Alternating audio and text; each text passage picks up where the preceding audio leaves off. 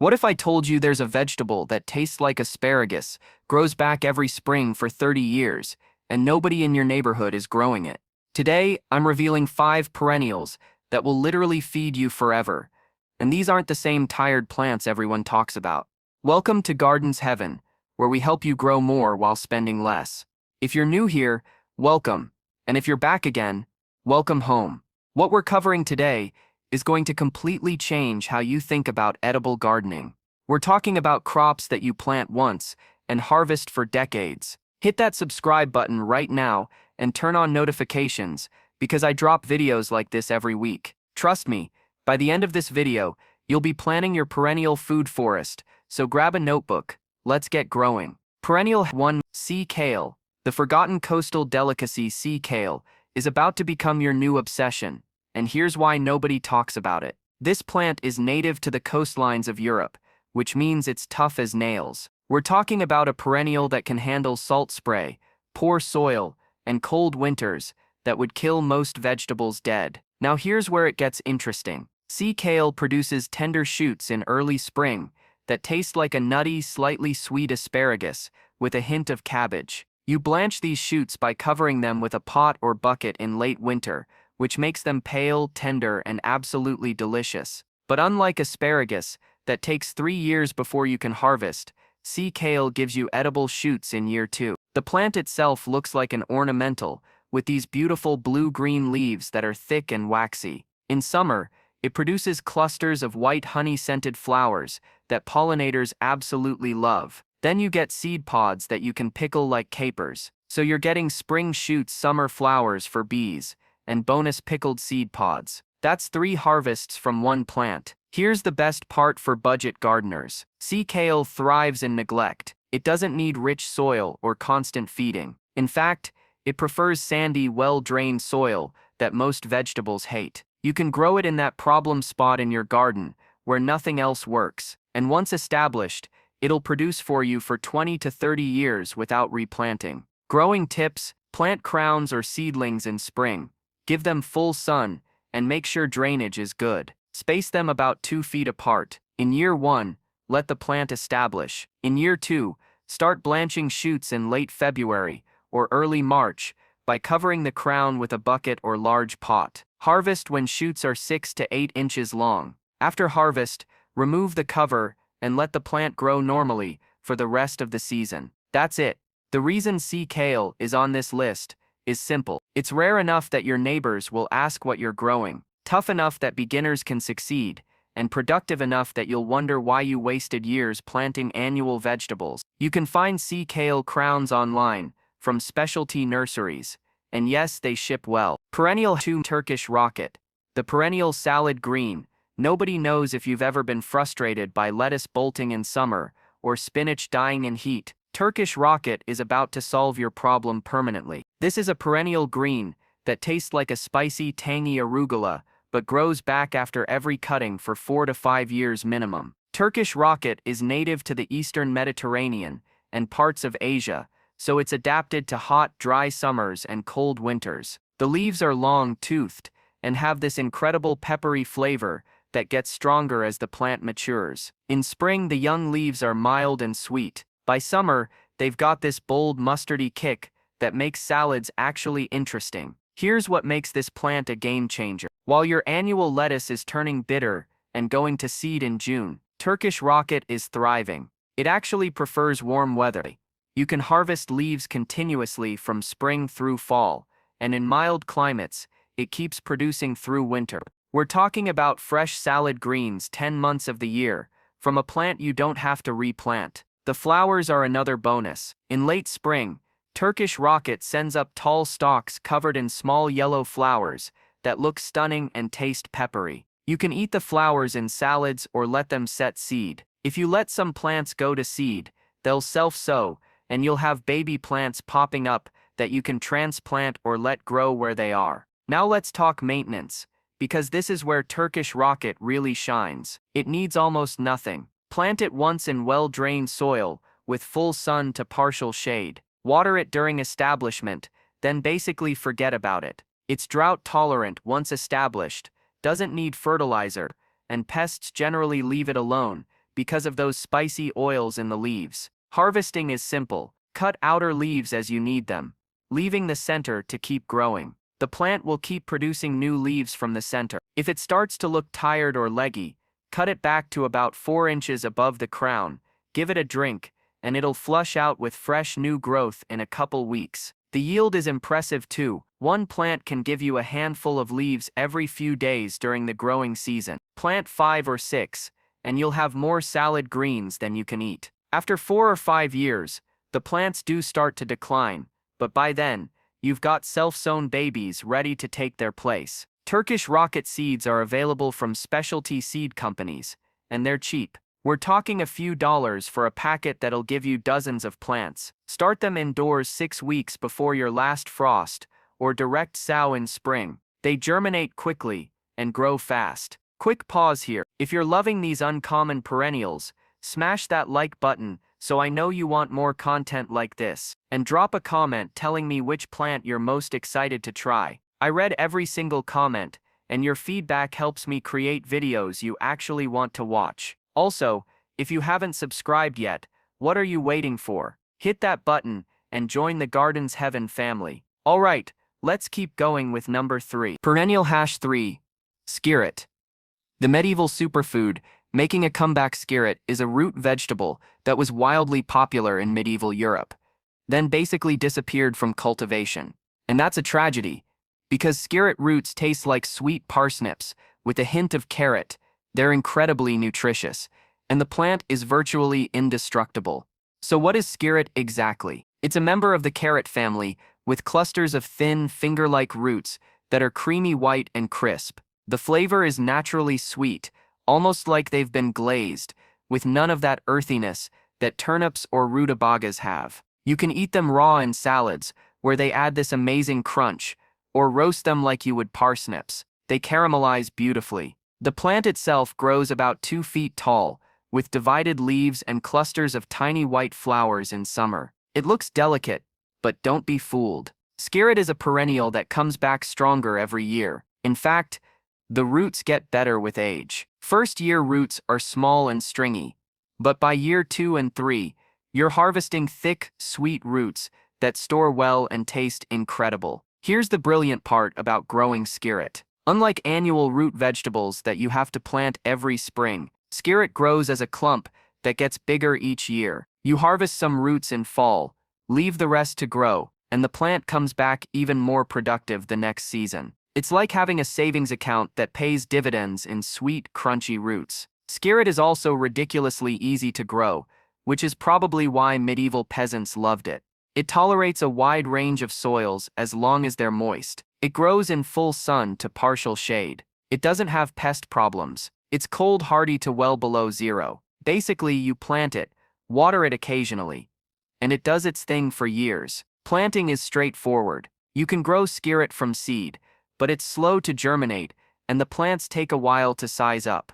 The easier method is buying root divisions from specialty nurseries. Plant divisions in spring, about a foot apart in moisture-retentive soil. Keep them watered the first season, while they establish. By fall of year 2, you can start harvesting. Harvesting skirret is where you need to know a trick. The roots grow in clusters attached to a central woody core. You want the thin finger roots, not the woody center. Dig up the clump in late fall after frost. Separate the thin roots from the central core. Then replant the core to grow again next year. Each cluster might give you a dozen or more sweet roots, and the plant keeps getting bigger. The reason skirret deserves a spot in every perennial garden is versatility. You get edible roots, edible flowers, and a plant that thrives in wet spots where most vegetables would rot. If you've got a low area that stays damp, that's perfect for skirret. And unlike carrots that can get woody or split, skirret roots stay sweet and tender. Finding skirret can be a little challenging because it's still rare in mainstream gardening, but specialty nurseries that focus on heirloom and unusual perennials usually carry it. It's worth the hunt because once you taste roasted skirret roots with a little butter and salt, you'll wonder why anyone bothers with annual root vegetables. Perennial #4 honeyberry, the hardy fruit that tastes like blue raspberry. Now we're moving into perennial fruits, and honeyberries are the most underrated fruiting shrub you've never heard of. These berries look like elongated blueberries, taste like a wild blend of blueberry, raspberry, and black currant, and they're so cold hardy that they laugh at blueberries dying in harsh winters. Honeyberries, also called haskep, are native to Siberia and northern Japan. That tells you everything about their toughness. We're talking about a shrub that can survive -40 degrees Fahrenheit and still produce heavy crops. They bloom incredibly early, often before the last frost, and those flowers can handle freezing temperatures that would kill fruit blossoms on any other plant. The berries themselves are something special. They ripen in late spring to early summer, usually before strawberry, which means you're getting fresh fruit when nothing else is ready. The flavor is complex and bright, with this tangy sweetness that makes them perfect for fresh eating, jams, smoothies, or baking. And the nutrition is off the charts. Honeyberries have more antioxidants than blueberries, more vitamin C than oranges, and they're loaded with anthocyanins. Growing honeyberries is shockingly easy if you follow one simple rule. You need 2 different varieties for cross-pollination. Don't buy just one plant, buy 2 different cultivars, and plant them within 50 feet of each other. Do that, and you'll be drowning in berries. Skip that step, and you'll get nothing but leaves. The shrubs themselves are low maintenance. They prefer full sun but tolerate partial shade. They like slightly acidic to neutral soil, so they're way less picky than blueberries that demand super acidic conditions. Water them regularly the first year, then they're quite drought tolerant. They don't have major pest problems, and deer usually leave them alone. Honeyberries produce fruit quickly compared to most fruiting shrubs. You'll get a small harvest in year 2, and by year 3 or 4, each bush can produce several pounds of berries. The bushes stay manageable, at around 4 to 6 feet tall and wide, so they fit in small gardens. And they're beautiful too, with blue-green foliage and a nice rounded shape. Harvesting is the fun part. The berries turn blue before they're fully ripe, which confuses people. The trick is to wait until they taste sweet. When honeyberries first turn blue, they're sour and not ready. Wait another week or 2 until they develop that sweet tart flavor, then harvest by gently shaking branches over a tarp or picking by hand. They come off easily when ripe. The yield on mature honeyberry bushes is genuinely impressive. A well-established plant can produce 10 to 15 pounds of berries per year, and they live for decades. Plant 4 or 5 bushes, and you'll have enough berries for fresh eating and preservation. And because they ripen before most fruits, you're not competing with the summer berry glut. Finding honeyberries has gotten much easier in recent years as more nurseries recognize how amazing they are. Look for varieties bred for your climate. There are cultivars for cold climates, moderate climates, and even warmer zones. Popular varieties include Borealis, Tundra, and Berry Blue, but there are dozens of cultivars now available. The reason honeyberries make this list is simple. They're the most reliable, productive, and cold-hardy fruiting shrub for beginning gardeners. They don't need netting from birds like blueberries, they don't have thorns like raspberries, and they produce fruit faster than almost any other woody plant. If you've been intimidated by fruit growing, honeyberries are your gateway plant. Perennial #5 groundnut. The Native American superfood you can grow. Last but absolutely not least, we've got groundnut, and this plant is going to blow your mind. Groundnut is a native North American perennial vine that produces edible tubers that taste like a cross between potatoes and peanuts. It's packed with protein, loaded with vitamins, and it was a staple food for indigenous peoples and early colonists. Then we forgot about it. Big mistake. Groundnut tubers form along underground stems in chains, kind of like potatoes but smaller and more elongated. The flavor is nutty, slightly sweet, and rich. You can boil them, roast them, fry them, or mash them. They're denser than potatoes, with a creamier texture, and they're way more nutritious. We're talking about 3 times the protein of potatoes, plus significant amounts of calcium and iron. The plant itself is a beautiful ornamental vine. It grows 6 to 10 feet tall, and produces clusters of maroon and brown flowers in summer that smell like roses. Those flowers are gorgeous and edible, and they attract tons of pollinators. So you're getting food and beauty in one package. You can grow it up a trellis, over an arbor, or let it ramble through shrubs. Here's what makes groundnut incredible for perennial food production. Once established, the tuber chains spread and multiply underground. You harvest some tubers each fall, leave the rest, and next year you have even more. The plants are nitrogen fixers, which means they actually improve your soil while they grow. They don't need fertilizer, they tolerate a wide range of conditions, and they're completely cold hardy. Growing groundnut is straightforward once you understand what it needs. It prefers moist soil and partial shade to full sun. If you have a low wet spot or an area near a water source, that's ideal. Plant tubers or divisions in spring, about a foot apart and 3 inches deep. Provide support for the vines to climb. Water during establishment, then the plants pretty much take care of themselves. First-year growth is modest, as the plants establish their root systems. By year 2, the vines are vigorous, and you can start harvesting tubers. Here's the harvesting trick. Wait until after frost kills back the vines in fall, then dig carefully along the underground stems. You'll find chains of tubers, ranging from marble-sized to 2 inches long. Harvest the larger tubers, leave the small ones, and some medium ones to regrow, then replant. The yield improves dramatically each year as the colony expands. By year 3 or 4, a small patch of groundnut can produce several pounds of tubers. And unlike annual crops where you're starting from scratch every spring, your groundnut patch is building value year after year. It's truly a plant at once harvest forever situation.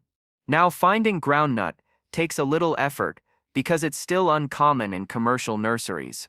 Your best bet is specialty native plant nurseries, permaculture suppliers, or online sources that focus on edible natives. Some foragers also sell tubers seasonally. They're worth seeking out because once you've got groundnut established, you can divide and expand your patch indefinitely. The reason groundnut is number 5 on this list is that it represents the future of sustainable food production. It's a native plant that supports native pollinators, improves soil, requires no inputs, and produces high-protein food year after year.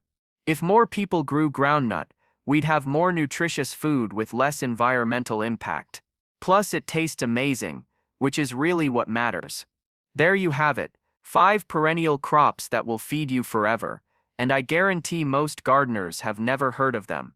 See kale for spring shoots, Turkish rocket for endless salad greens, skirret for sweet roots, honeyberries for early fruit, and groundnut for protein-rich tubers.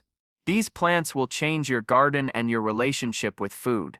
If this video opened your eyes to perennial possibilities, hit that subscribe button right now so you don't miss future videos. Drop a comment telling me which plant you're trying first. And if you found this valuable, share it with a gardening friend who needs to know about these hidden gems. Thanks for watching Gardens Heaven, and I'll see you in the next video. Now go plant something permanent.